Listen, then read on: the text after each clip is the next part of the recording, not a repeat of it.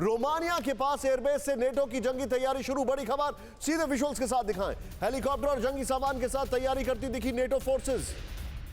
NATO देशों के सैकड़ों सैनिक वॉर ड्रिल में शामिल हो गए। यूक्रेन पर मचे बवाल के बीच ड्रिल की चौंकाने वाली तस्वीरें आई हैं। मैं चाहूंगा ये वाली ब्रेकिंग और विजुअल उस वाली ब्रेकिंग जो बेलारूस और रशिया की है, और उसके विजुअल दोनों के साथ दिखाएं जरा।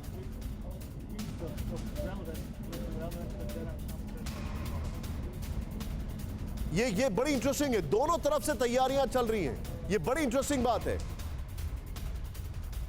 देखिए, एक तरफ नेटो अपनी तैयारी कर रहा है, दूसरी तरफ बेलारूस और रशिया तैयारी कर रहे हैं। I stand connected. मैंने एनेक्सेशन की बात की थी, वो नहीं है। I stand connected, Vishnu sir ने मुझे करेक्ट किया यहां पर। लेकिन ये देखें आप, ये दोनों तस्वीरें आपके सामने। एक तरफ वो एक्सरसाइज चल रही है, दूसरी तरफ ये एक्सरसाइज चल रही है। मतलब it is not that simple. तैयारी दोनों तरफ है। और वॉर में जो, अगर आप सुनजू की बात की जाए तो तैयारी कई बार दिखाने से ही युद्ध रुक भी सकता है। लेकिन यहां पर क्या हालात हैं, यह अगली खबर में आपको समझ में आएगा। अमेरिका और रूस में टेंशन के बीच सामने आए यूक्रेन के राष्ट्रपति।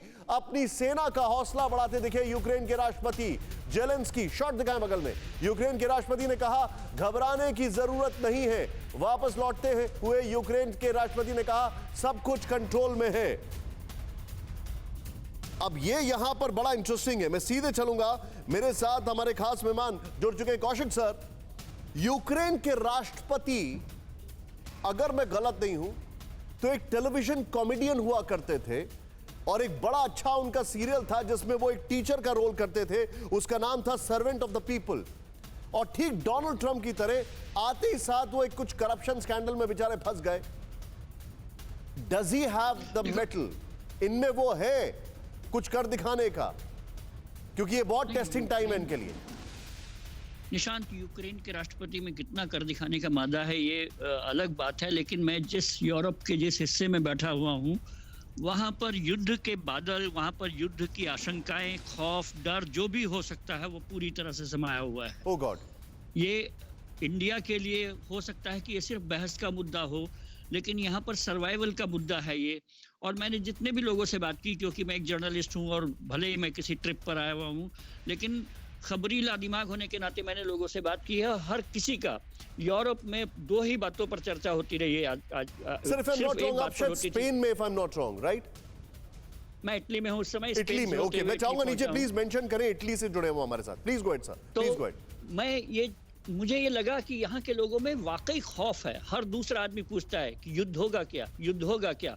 और मैं उनको बताना चाहता हूँ कि ये बिल्कुल वैसा ही सवाल है कि यूपी में योगी आएंगे क्या या अखिलेश आएंगे क्या। तो ये समय बताता है, ये समय बताएगा, ये मतपेटियां बताएंगी, ये पुतिन का दिमाग बताएगा। लेकिन यहाँ पर युद्ध पूरा दिख रहा है, यहाँ पर दिख रहा है। और यूरोप को लोगों को पहली बार और दशकों बाद पहली बार वो दूसरों के खेल में मजा लेते रहे थे।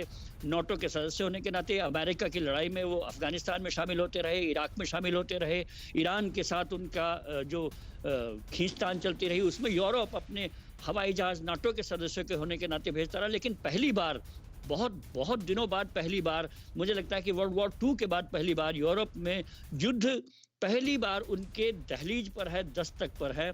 और इसके नतीजे यहाँ पर हर रोज दिखाई देते हैं। यहाँ पर इकोनॉमी ऊपर नीचे हो रही है, यहाँ पर होटल इंडस्ट्री नीचे हो रही है, ऊपर नीचे। लोगों का आना जाना, लोगों का इधर उधर पर्यटन करना भी यहाँ पर प्रभावित हो रहा है। तो मुझे लगता है कि ये बहुत सीरियस इशू हो गया है यूरोप में। और हर दिन सर, मैं एक आपसे बहुत ही अजीब सा सवाल पूछ रहा हूँ Kaushik sir, but multiply my age by number of years, उतना आपका तजुर्बा है। मुझे एक चीज बताइए sir, do you see a pattern? और ये बहुत ही, you can say it is illogical question, but I have to ask, I can't resist it sir. Do you see a pattern? Spanish flu and war, now corona and war. मुझे लगता है कि, मेरा सवाल सर, मुझे लगता है Spanish flu and war and a big war, बल्कि a big war triggered Spanish flu, corona and a big war, there is a simile. मुझे लगता है कि ये पैटर्न हमको अपने इंडिया से देखना पड़ेगा, जहां लद्दाख में चाइना ने यही कोशिश की थी। वहां पर पीएलए के लाखों, सैकड़ों, हजारों सैनिक आज भी लद्दाख के दूसरी तरफ पड़े हुए हैं। और चाइना जिस हद तक कमजोर हो चुका था, जितनी वो अपनी उनको फ्लेक्सिंग को मसल करनी थी, मुझे लगता है कि जो इंटरनल कमजोरियां हैं इन शासनाध्यक्षों की, वो खुलकर एक्सटर्नल फ्रंट पर सामने आ रही हैं।